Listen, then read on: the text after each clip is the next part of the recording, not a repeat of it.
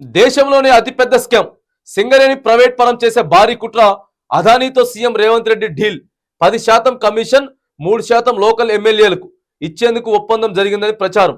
June 15న Davos లో బీజం పడిందని టాక్. ఆందోళనలో సింగరేణి కార్మిక లోకం.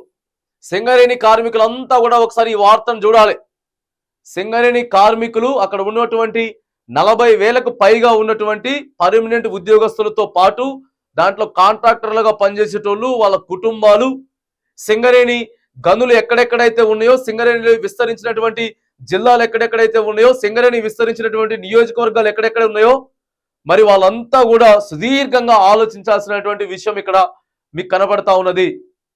తెలంగాణలో ఉన్నటువంటి సింగరేణి మాగాని ఏదైతే ఉన్నదో, సింగరేణికి అత్యధికంగా రెవెన్యూ, అత్యధికంగా ఆర్థికాన్ని తీసుకొచ్చి తెలంగాణ రాష్ట్రాన్ని నిలబెట్టేటటువంటి, తెలంగాణ రాష్ట్రానికి వెన్నుముకగా గుండెకాయగా నిలిచినటువంటి సింగరేణిని మరి ప్రైవేటీకరణ చేయడానికి కుట్రలు జరుగుతూ ఉన్నాయి. సార్ అప్పుడు పోయింది కదా దావోస్ పర్యటన పోయినప్పుడు, అప్పుడే ఇగో అదానీ తోటి డీల్ కుదుర్చుకున్నటువంటి వార్త మనకి ఇక్కడ కనపడతా ఉన్నది. 10% కమిషన్ అట. 10% కమిషన్ తోటి అక్కడ ఎవరైతే లోకల్ గా ఎమ్మెల్యేలు ఉంటారో, సింగరేణి విస్తరించినటువంటి నియోజకవర్గాలలో ఎవరైతే ఎమ్మెల్యేలు ఉంటారో ఆ ఎమ్మెల్యేలకి 3% వాళ్ళకి కమిషన్ ఇచ్చి మరి ఒప్పందం చేసుకుంటా ఉన్నది. ప్రైవేటీకరణ చేయడానికి ఒప్పందం చేసుకుంటా ఉందని చెప్పి మరి ప్రచారం జరుగుతూ ఉన్నది. జూన్ 15న దావోస్ లో బీజం పడిందని కూడా టాక్. జూన్ 17న మరి ఇదంతా కూడా జరగబోతా ఉన్నదా? దేనికోసం తాకట్టు పెడతా ఉన్నారు? దేనికోసం ప్రైవేటీకరణ చేస్తా ఉన్నారు? మనకి కొంత పర్సంటేజ్ ఎక్కువనే ఉన్నది కదా, తెలంగాణ రాష్ట్రానికి కొంత పర్సంటేజ్ ఎక్కువనే ఉన్నది కదా, మరి మీరు ఎందుకు దాన్ని మన చేతుల్లో ఉంచుకోకుండా మళ్ళీ అదానీ అంబానీ చేతులలోకి తీసుకుపోతా ఉన్నారు? ఎందుకు ప్రైవేటీకరణ చేయబోతా ఉన్నారు? ప్రైవేటీకరణ చేస్తే తెలంగాణ కార్మిక లోకం ఆగమవుతుంది కదా, మరి ఎందుకు మీరు ఆలోచన చేస్తలేరు? సింగరేణిపై రేవంత్ సర్కార్ కుట్రలకు పాల్పడుతుందా అంటే అవుననే సమాధానం వస్తుంది. కార్మికులను నమ్మించి గొంతు కోసేలా పథక రచన చేస్తున్నట్టు తెలుస్తోంది. వేల మంది కార్మికుల శ్రమజీవన సౌందర్యానికి ప్రతీకగా, తెలంగాణ ప్రగతికి తోడుగా నిలిచే సింగరేణిని ప్రైవేట్ పరం చేయడానికి రేవంత్ రెడ్డి అనుకో తీవ్రంగా ప్రయత్నిస్తుందన్న ప్రచారం బలంగా జరుగుతోంది. దీంతో యావత్ సింగరేణి కుటుంబం ఆందోళనకు గురవుతోంది. అంతేకాక 100 ఏళ్లకు సరిపడా నిల్వలతో నాణ్యమైన బొగ్గును సరఫరా చేస్తున్న సింగరేణిని కాదని, బయట నుంచి బొగ్గు కొనుగోలు చేయడానికి అదానీతో రేవంత్ రెడ్డి చేతులు కలిపారని చెప్పి కూడా సమాచారం అందుతా ఉన్నది. నాణ్యమైనటువంటి బొగ్గు మన దగ్గర దొరుకుతా ఉన్నా కూడా ఇగో దాన్ని ప్రైవేటు వ్యక్తులకు దారాదత్తం చేసేటటువంటి ప్రయత్నం మరి మనకి ఇక్కడ కనపడతా ఉన్నది. ఈ ఏడాది జనవరి 17న తొలి అడుగు పడిందని తెలుస్తోంది.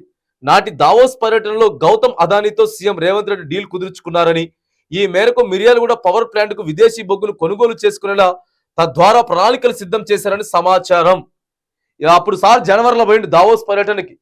దావోస్ పర్యటనకి జనవరిలో పోయినప్పుడు జనవరి 17వ తారీఖున మరి తొలి అడుగు పడిందట. తొలి అడుగు పడింది. ఆడ మాట్లాడుకున్నారు మరి మిర్యాలగూడలో ఉన్నటువంటి పవర్ ప్లాంట్ కు విదేశీ బొగ్గును ఎందుకు కొనుగోలు చేస్తా ఉన్నారు?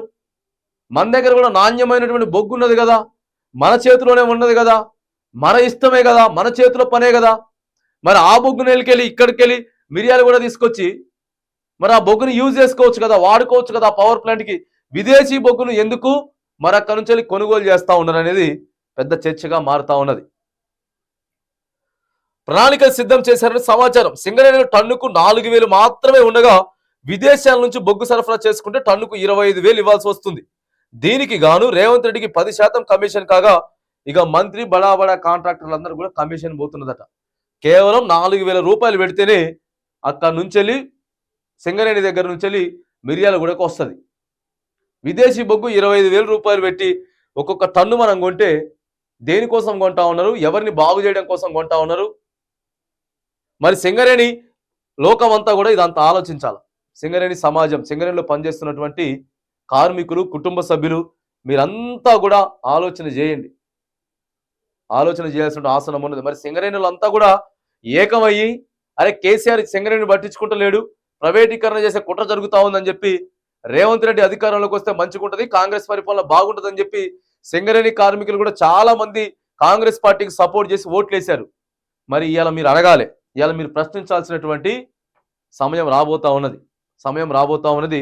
విదేశీ బొగ్గును కొనుగోలు చేసి మన బొగ్గును తక్కువ చూపు చూసి, చిన్న చూపు చూసి అక్కడ కొన్నదాని కోసం కాంట్రాక్టులు చేసి ఇక్కడ ఉన్నదాన్ని, అందుకే ఇది బాగలేదని చెప్పి కార్మిక లోకాన్ని మభ్యపెట్టి ప్రైవేటీకరణ చేసే కుట్రలు కూడా జరుగుతూ ఉన్నాయి.